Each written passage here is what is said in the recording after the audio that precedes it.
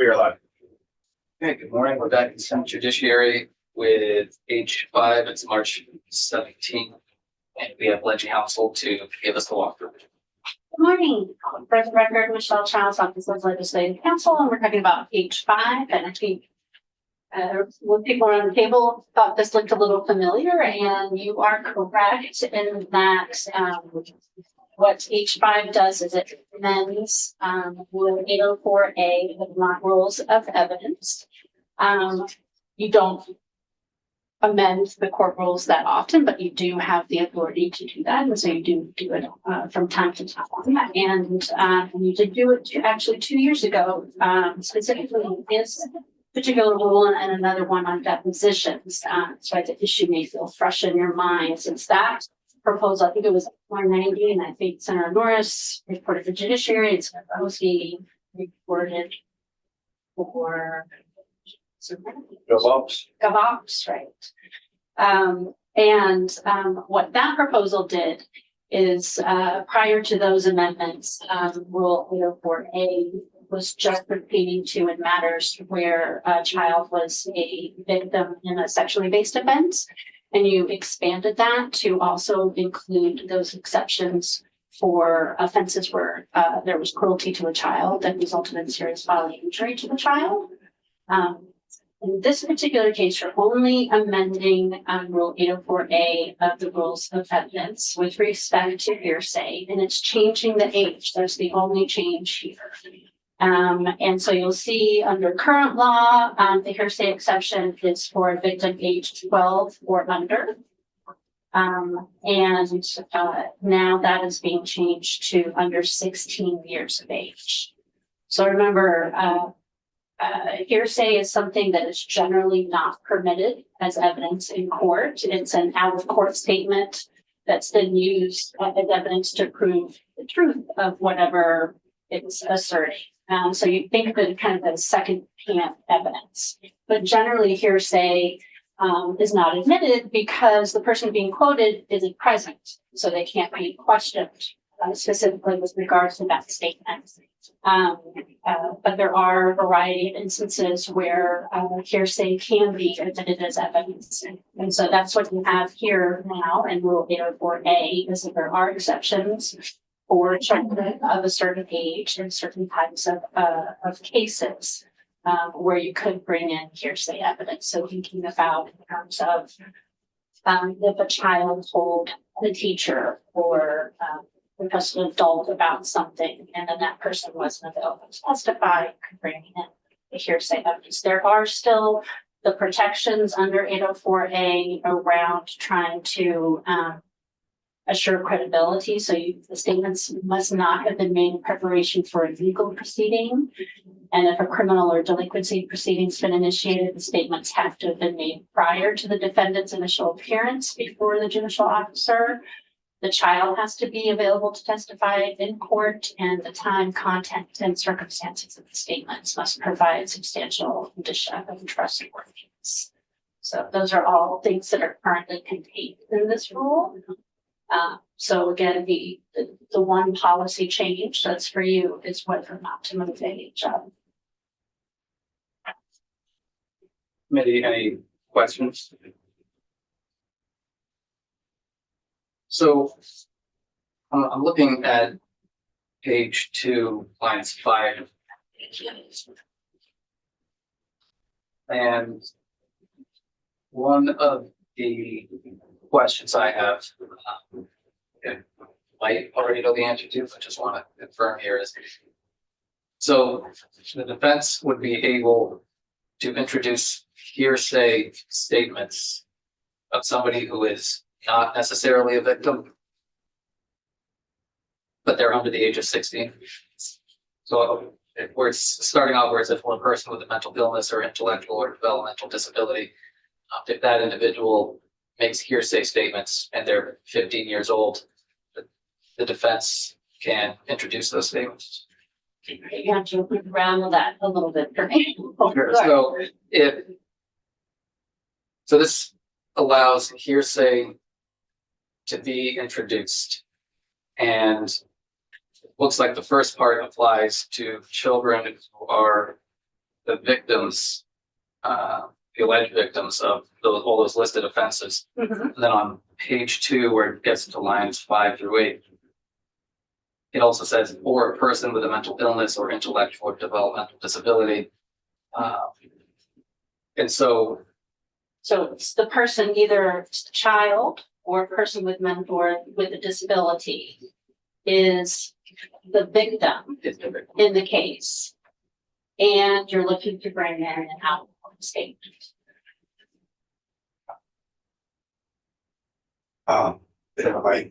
So I'm assuming that under 16 years means you have not reached your 16th birthday, right? So 15 and you're covered.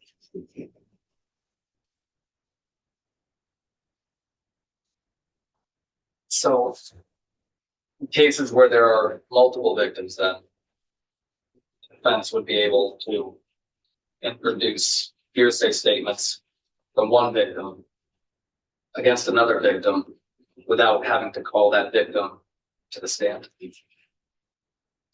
Well, the child does have to be available to testify, and then there's other parts in the rule, as you know, that provide for some protections around that.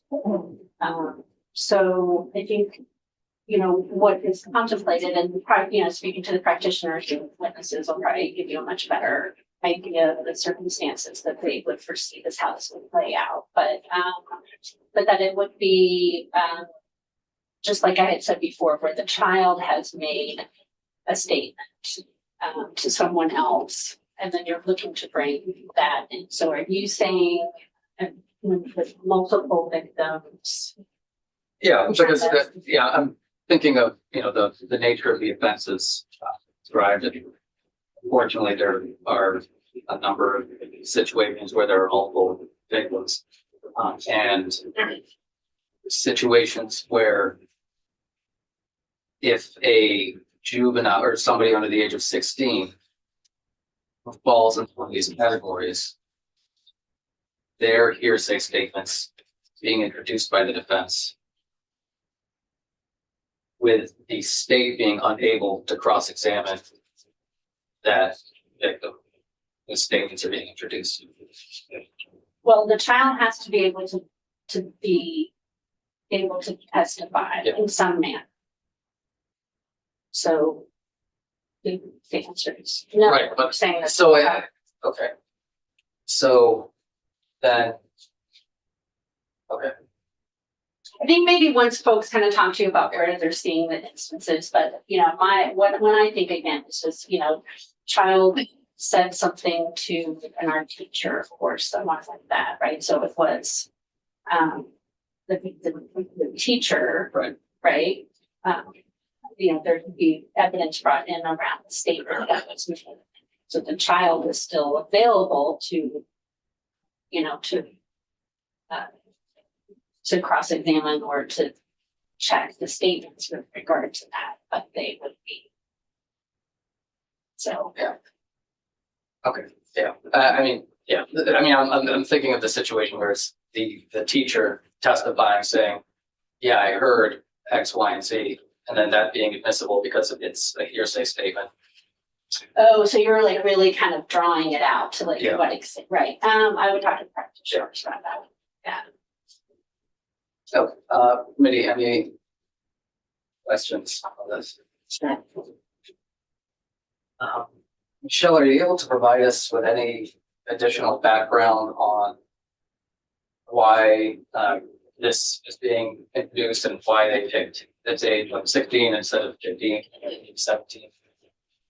No, I think that would come from the witnesses. Okay. I know that this issue has been kicking around for some time in the legislature, but I don't know around with the Rules of Evidence Committee, that's, the reporter to come in and talk about that experience. There are different positions certainly among the folks who work in this area about this, about that age. I do think that I have to check. I think you're wrong, but there are other places in the rules that use 16. That's the threshold. So I'll double check that for you. Maybe any other questions or comments, thoughts?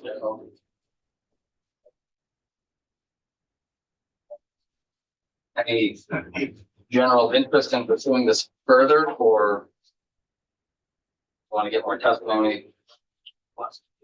It sounds like we need more help from the prosecution first. Any other thoughts? I just think, I agree, okay, see what the emphasis behind this, I mean, they're raising 13, 12, 13, whatever, it was before, about 86, I guess. Maybe, who would normally get, but I think it's been the Center for Crime Prevention Services that's been spearheading changes to the rules for the last several years. In the House, was there any group that was opposed? I don't think the Defender General's office cares for it, but Okay. don't want to speak for that. Thank you. So on page 5. Oh, we have 626. Well, so we want to find just starting that now. Sure. Great. Thank you. Okay. Well, thanks, Henry. Okay, so 626, we're working in Title 13 in crimes and criminal procedure, and we're working in the statutes having to do essentially with various things around sexual exploitation. So there's 3 different crimes that this bill addresses. One is voyeurism. The second one is dissemination of sexual explicit images without consent. And then there's a new crime committed of sexual extortion. So just talking about them generally. So our voyeurism statute, that was adopted by the General Assembly in 2005. And I remember sitting right in this chair, working with this committee at the time around that. And just for a little background, my recollection was it was in response to, there was a peeping Tom in Montpelier that had been caught by law enforcement. And I think some law enforcement had reached out to members saying, we don't really have a statute that's kind of like on point around this type of behavior. I think they probably needed to default to like an L&L charge or prohibited acts or something like that. And so the legislature started looking at it. And one of the things that they discovered was that, so this was 2005. I keep meaning to Google and be like, when was it that everybody had cameras on phones? I don't know, but it was kind of starting to be around that time. My recollection was that when they caught this person who had been peeping in windows and things like that, that this person either had a camera or a phone camera or something like that and had taken photos of other times they had done this in the community, right? So it was so we're talking about kind of the, I don't know, traditional kind of peeping Tom kind of idea, but then we have this whole new thing around that images can be taken, can be saved, can be shared. Well, I'm remembering Alan Bierke. He was the first person convicted of it. Right, so he was in a tanning salon, just as he walked out, took his camera and took pictures of women who were tan. Like over the, like those little dividers. Yeah. And he snapped pictures over it, and then they went to his house and got his phone and So voyeurism is, and we can go through the language, but I'll say that even though there's a lot of language that's changed in the voyeurism statute, it is primarily done to rearrange it in a way to separate viewing from photographing, filming, recording, and then disseminating. And that is because the statute of limitations for the filming, recording, dissemination has been extended. And you may and so that is because, and there's a theme with this one as well as the sexually based, dissemination of sexually based images without consent, is that, the offense may not be known for some time. Because if you're talking about, could be 10 years later that the images are discovered, but no one knew that the offense had occurred 10 years prior until the images surfaced.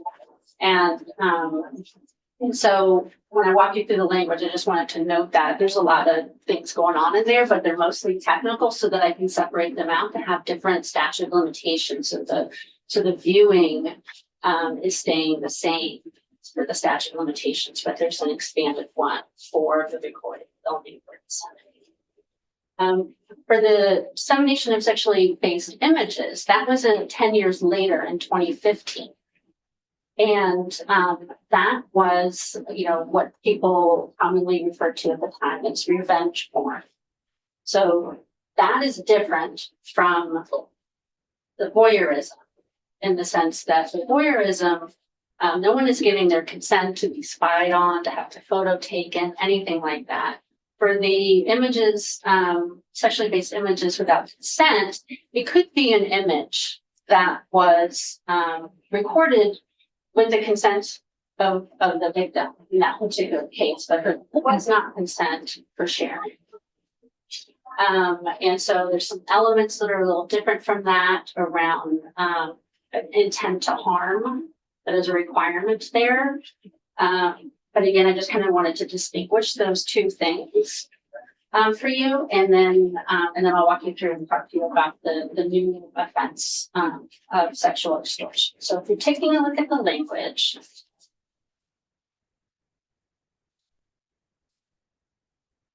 So starting with section 1, amending the voyeurism statute, there's just some technical amendments there. With the exception of on page 2, there's a new definition of harm, and that is because there is a civil right of action that's added to this voyeurism offense that mirrors what is available for dissemination of sexually explicit images without consent. But those are the only changes. And then you'll see in subsection B, I kind of start to change the language to make B unlawful viewing. And then C is the unlawful photographing, filming, or recording. Again, if you want me to, I can go through all the elements of the crime with you there, but it's not changed. But I'm happy to. Yeah, quick question on the definition of harm. I know, or I'm fairly certain that there was a Supreme Court decision that came out. Maybe it was sometime over this summer. I haven't looked at it recently, but basically saying that we, the legislature, needed to clarify what harm is because of the way a certain case resolved. I can't remember the specifics. Yeah. You remember? Sure, and I was going to get to that because there's a part a little later, but that's okay. We can jump ahead of it. Well, whenever makes sense. So you're probably thinking about the Kilburn v. Simmons case.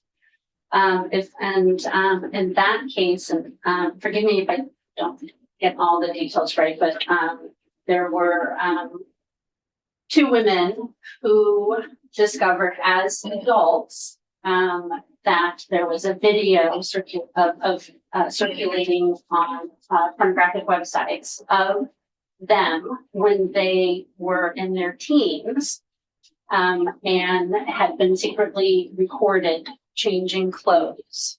And I can provide some articles and also that I can provide the Kilburn case to Henry, so he can put it up there. But because of this issue of so one of the issues was the statute of limitations, right? So that they're addressing it here. But another one was around being able to recover for essentially like emotional harm and a negligence action. And the court, looking at precedent, said that essentially case law limits recovery for emotional harm in these particular cases. But there was a, I don't know if it was at the center, if it was concurring with, and, from, I believe Justice River. I think it was a dissent. And Justice River said, if you're talking about a situation where someone is experiencing PTSD or severe emotional harm that's manifesting in, physical injury, things like this, that, there should be a way for plaintiffs to be able to recover. And so there is a provision in here that I'll show you here that addresses that specific thing, and that in these particular cases, that defendant could recover for, and we'll skip ahead to which just,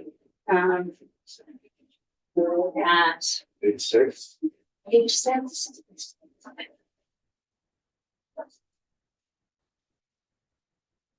So if you look at page 6, subsection K is where you have your new private right of action.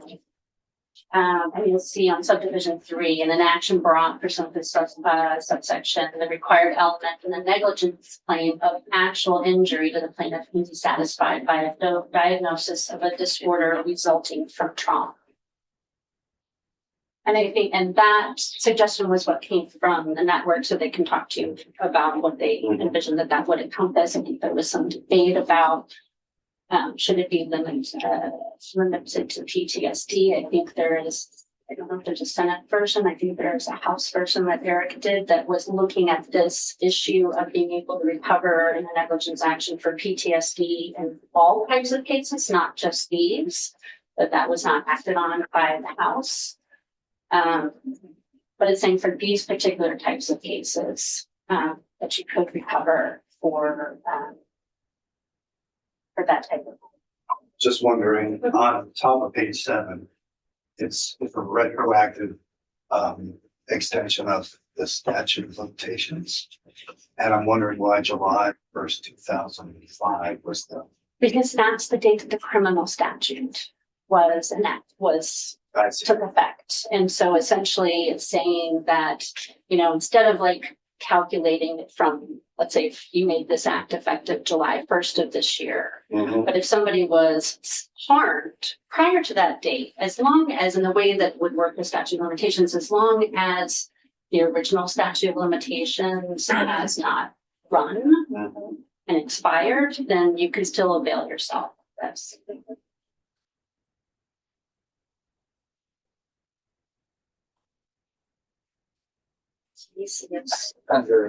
So I just want to clarify, so the reason we can do this retroactively is because it's not before the original statute of limitations. So there's no one who would have been told like, no, you can't, because the statute of limitations is out, that now you can. I mean, I think you probably want to talk to some practitioners on that one, but I think that in general, the safe space is to say it wasn't a crime before. And so we're going from a point at which it was a crime and people are on notice that you're not supposed to engage in this type of activity. I'm not comfortable saying that somebody couldn't use other avenues and remedies at common law to pursue something that happened in 2002 that then caused that person. Do you know what I'm saying? So outside the context of that, it's not foreclosing anything that might exist anyway, right? So lots of times, y'all may create a private right of action that's very specific about something, but it'll say there's other remedy, this is not to foreclose any other remedies available at law. Okay, thank you. Senator, just wondering about the private cause of action. If that wasn't in the bill, could the person not sue? Or could they sue, but they might have a harder time? I would go with the second one. But again, I think you'd want to talk to people who are practicing that type of litigation day in and day out about liability of things like that. Because I think this is the second bill, if not the third, where we've had a private right of action that's been added in. And I know we'll hear from. Right. I mean, the Kilburn case was just that, suing and going after folks because of something that had happened, then you didn't have this statute. So there, but in terms of how do you navigate that, and what types of claims do you bring, what kind of things do you have available to you for Yeah. those things? I think you want to talk to folks who are doing that work.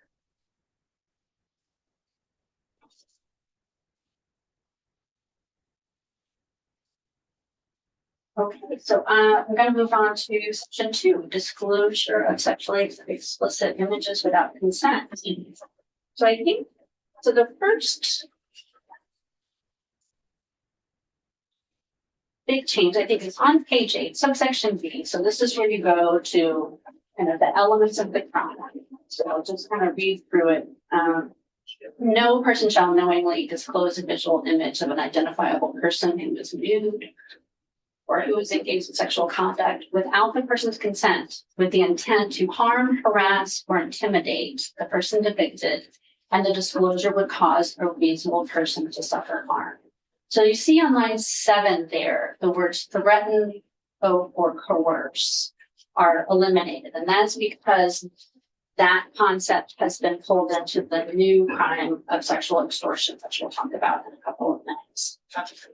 The lines that are struck on 8 through 11 have just been moved elsewhere in the statute. Michelle.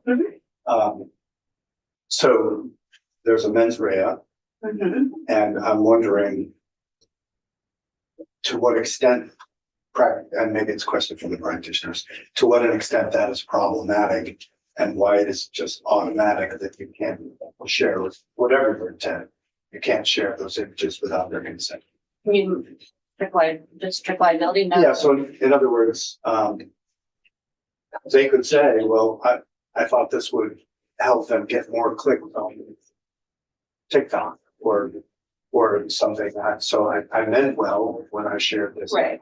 video. Well, you do have to prove that there was an intent to harm. That's what I mean. Right. Why do you have to have Why do you that? have to prove intent to harm? You know, We're just saying, we don't want these shared without consent. Why would we make it? right. No, I get what you're saying. And, it's interesting because we did look at the issue of intent to harm there because at the time that everybody was working on this, right, 10 years ago, and working with some experts kind of in what was a real emerging field, right? It was kind of like this stuff was, as usual, technology is going faster than the law can keep up with it, right? And so we were kind of at the forefront of a bunch of states looking at adopting some type of statute to get in this concept. And I remember at the time it was recommended that you have the intent to harm. And I'd have to go back and look at the Van Buren case. But I think when I looked at kind of a jurisdictional survey of all the states that are out there, some have intent to, like some form of intent to harm and some do not. So it's kind of all over the place. You do have, so after you passed this law, it was challenged pretty quickly. I remember that Bennington case, where someone hacked somebody else's Facebook and then put stuff up and whatever. It wasn't a necessarily perfect test case for we hadn't even contemplated that kind of stuff if your ex-girlfriend is going to hack your computer. But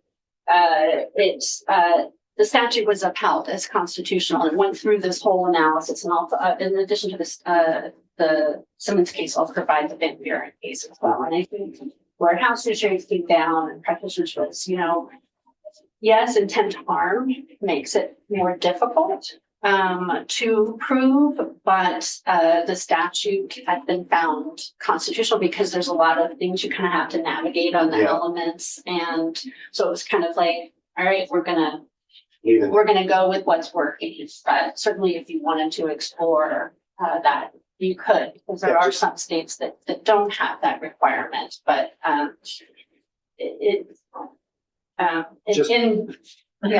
just curious, because I could imagine somebody who is clueless, or relatively clueless. I mean, it's hard to imagine these days that somebody could be that clueless, but they record these sort of things with their partner. And then upload them and then argue afterwards, oh, I didn't mean anything by it. And it just seems like if you had strict liability, it's hard to imagine somebody getting caught up in a strict liability who would have good intentions for sharing those things. So, Yeah, I mean, I would guess say we generally Yeah. don't like to use strict liability for these types of things. And then I guess I would put out there and say is if somebody honestly did so without ill intent in any way, is that who you want to capture by a criminal statute? well, but the person is still harmed, like, Sure. and that's the thing. And there is a civil route to that. Yeah. So I don't want to argue that, but I'm just saying that there's, Yeah. I guess one way of looking at it is I'd be interested to see the list of who's who in terms of strict liability or not in other states.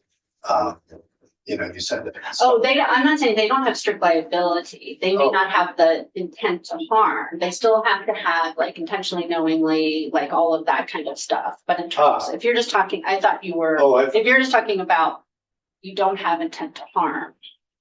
okay, so nobody has, just if you share it, it's illegal. I didn't look for that, Okay. but I can.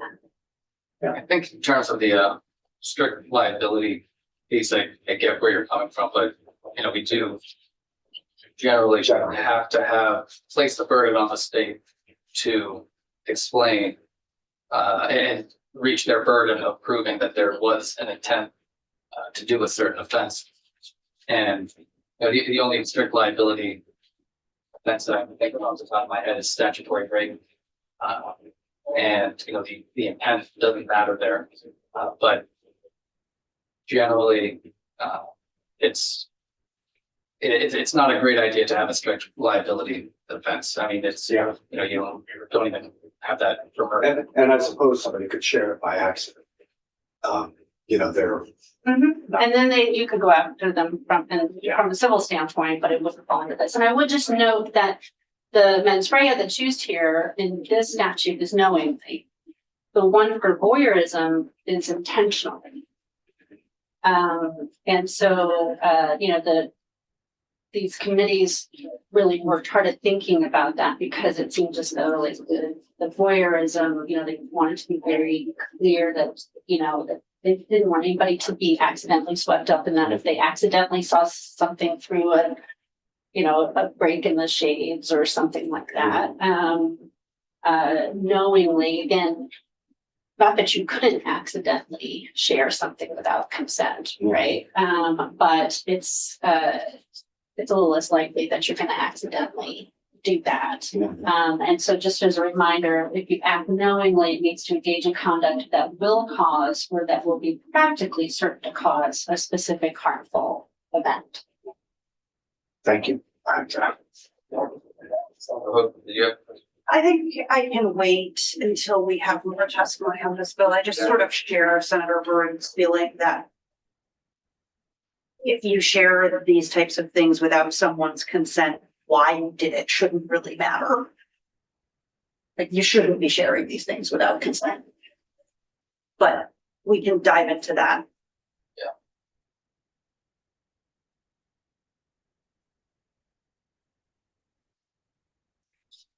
All right, so just moving on, most of them are technical until you get to page 10. And I'll just show you that the intro to this subsection is at the bottom of page 9, so subsection E. And so that's where you see there's already an existing private right of action in these types of cases, and that language is modeled for the voyeurism statute.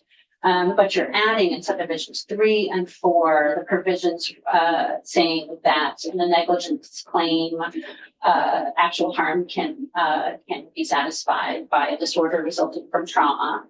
And then the applicability date in terms of, and so for here, it's different from the earlier retroactive one because it tracks the date the criminal statute was adopted. So for this statute, it was July 1st of 2015. The other one was July 1st, 2005.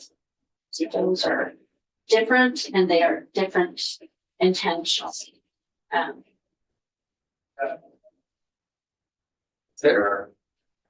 Is there somewhere where we define what an identifiable person is? Uh, so,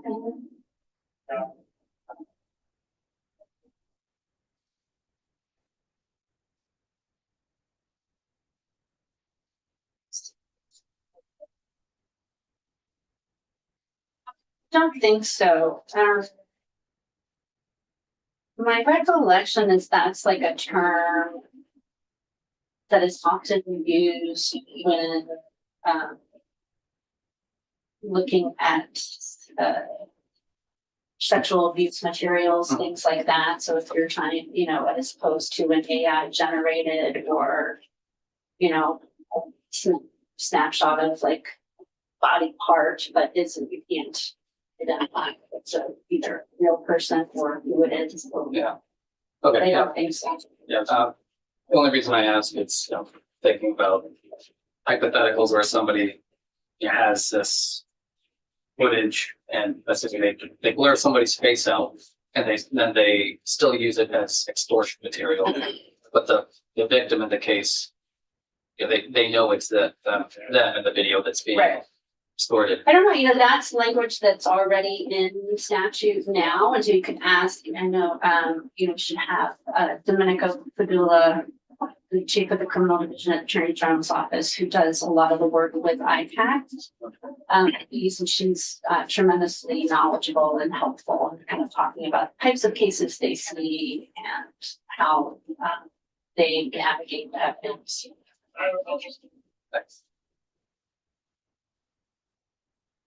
All right, so I'm gonna move on to section 3, sexual extortion.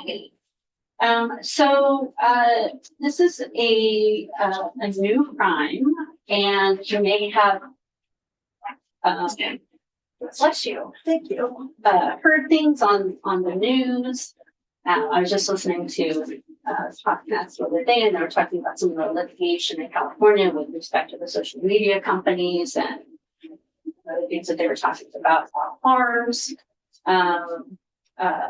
with young people and social media was young folks harming themselves because they were being sexually extorted. And so generally this is where someone will strike up and you hear from law enforcement practitioners about the cases they have. I can talk to those, but it's where somebody is, possesses an image of you, either your body or your case in sexual conduct, and then it tries to extort you essentially by saying, I'm going to send this pictures to everybody, on your Snapchat, friends group, if you don't do any number of things for me, right? Another piece to that is if somebody said, I'm going to do something to harm you unless you provide me with images of your new body or you engaged in sexual conduct. So I'm gonna report you to immigration authorities. I'm gonna accuse you of a crime. I'm going, whatever those types of things are. So that's kind of the conduct that really isn't quite captured under our existing law. We do have an extortion statute currently in Title 13 that could be used for some of these circumstances, but this is just a little more focused in on a particular conduct. So the extortion statutes. Right. So we look at the language. Subsection A is your definition. It's primarily using definitions from other sections that we've already talked about.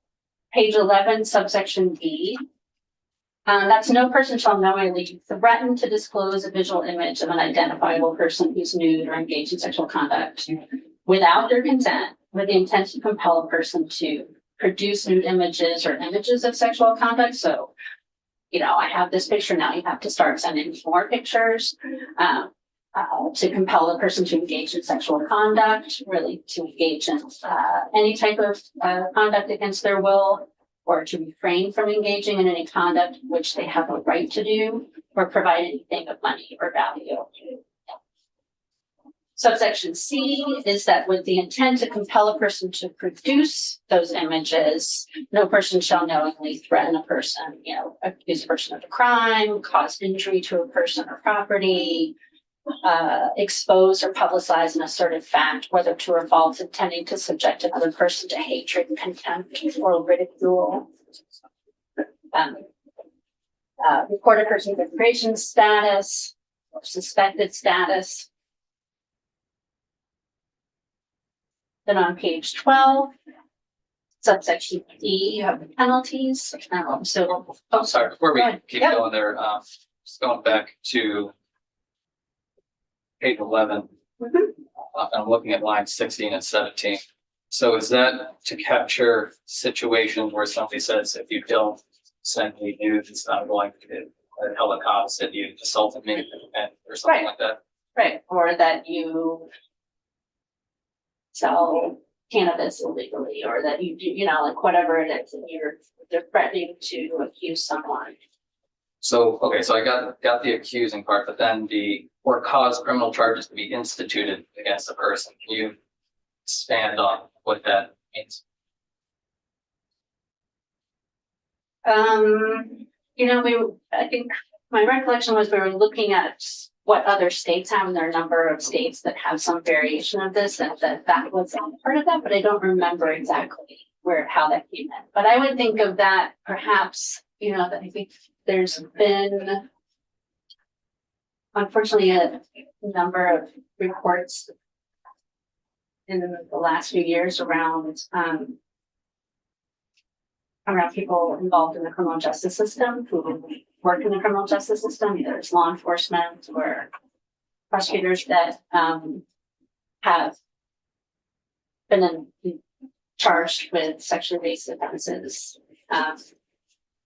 that might have the authority and power to pursue something like that. Oh, that makes sense. I just hadn't heard charges to be instituted against the person, so.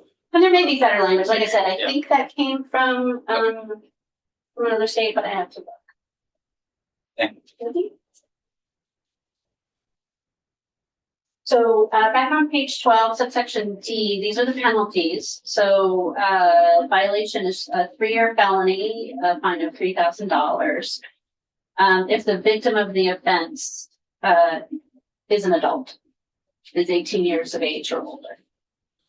Subdivision 2, it's a 10-year felony, $10,000 fine if the victim of the offense is a minor.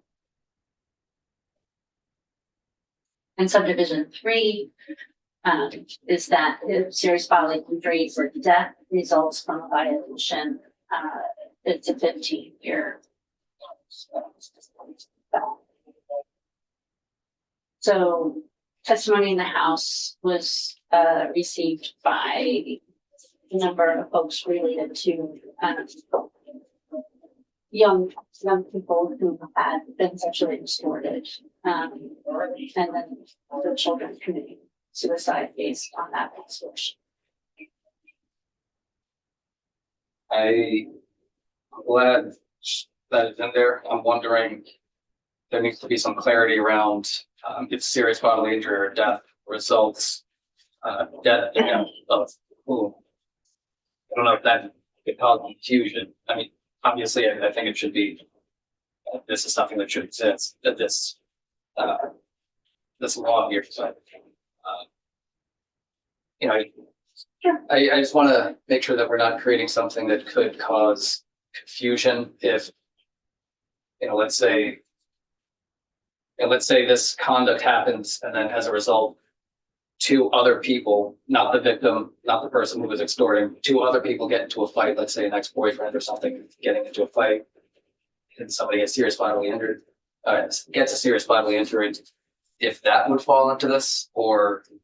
I think that's a good point. I don't recall, maybe they discussed it, but I don't recall us considering that. I think the intent was thinking about the victim of the extortion. Yeah, and I want that to be in there. I'm not saying that we need to take this out or anything, but just want to make sure we clarify so that it doesn't cause any confusion down the road. All right, thank you.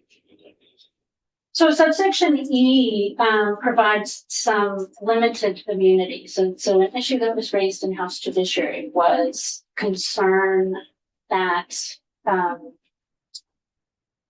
teenager might be afraid to report to an adult that they are being sexually extorted because they don't want to admit that they shared an explicit image of themselves or did certain things.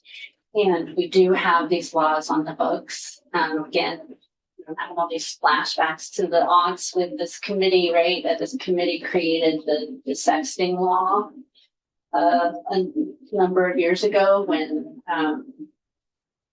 that was first starting to occur, and our phones had the hardware, software, whatever to do that. And so sharing of sexually based images, nude images, that when the subject is a minor is an offense under current law. And so what E does is it follows the model with which you have done for other instances around encouraging or removing barriers to people reporting crimes. And you have provisions that are somewhat similar to this in your drug laws for someone who reports an overdose. You also have that for laws around prostitution and human trafficking. And so this is just modeled after that. It says for as long as a person in good faith and a timely manner reports to law enforcement that the person's a victim of a violation, they shall not be cited, arrested, or prosecuted for these particular kind of offenses that are in obscenity around sharing of explicit sexual images of a minor. And I see below that that it doesn't preclude prosecution of the person on the basis of evidence of talent. Right, and that's again Yeah. modeled exactly after what we do in those others, which is that it has to be use and derivative use of the evidence, right? Gain is approximate result of this particular thing. So if you have outside evidence that is independent from what you gained through disclosure and reporting of that crime, then you could. Were there any conversations about what? Well, let me just frame an example that I would want to be careful of. Is I would worry about a situation where two people are trading pictures, and then one person wants to use this immunity clause. And the person trying to use the immunity clause was engaging in sexual extortion or disseminating the photos to other people, but they're somehow trying to find a way to use the immunity clause to protect themselves. I mean, I know there's a million variables to hypotheticals, but it's just a note maybe for other witnesses. Yeah, I think that would be a great question for the If you wanna practitioners. I think. Create something that Right. allows a shield for somebody to, okay. Anyways, thank you. Mhm. So I'm gonna move on to the section 4 on page 13. And so this is in Title 13. So we're talking about crimes on statute of limitations. And you'll see that on subsection C, you have certain offenses that have been designated as they have to be commenced within 40 years after the commission of the offense. So you have certain offenses that are there primarily pertaining to child sexual abuse. And then you'll see on page 14, you're adding voyeurism involving photographing, filming, or recording. So the viewing does not have the extended statute of limitations. It would just be when you're capturing that image. Voyeurism involving display or disclosure of images to a third party, and then disclosure of sexually explicit images without consent. and then sexual extortion. And the policy reason they chose around that was because it's very possible, like in the Simmons case, that someone may not know that they are a victim of crime until that comes to light through the images being widespread. Thank you. Committee, any questions? So, just as a refresher, that on the Senate side, we did introduce a similar, if not identical bill. And a lot of bipartisan support, and so we're going to move forward with this one. And we'll put together a list of witnesses to get in probably next week, and we'll just continue working on it. See if there's anything that we need to clarify or refine a bit, but any questions or comments on that? All right, great. Thank you, Michelle. Appreciate it. And we are adjourned for the day.